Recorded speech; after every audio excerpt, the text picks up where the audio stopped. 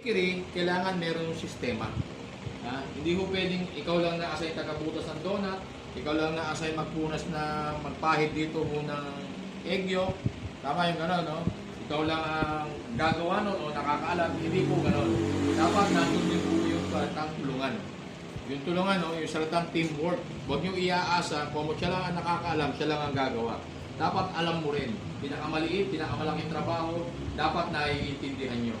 No? Mas makapapabilis tayo pag aalisin nyo yung salitang pakiramdaman.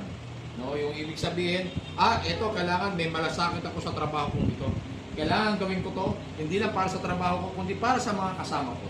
Ngayon, ang nangyayari po ngayon, may magpapahid, may maglalagay ng sesame seed, may magpubutas, may maglalagay ng breading. 5 po tayo rito, pang-anim ako, pang-7 si Jobin po rito.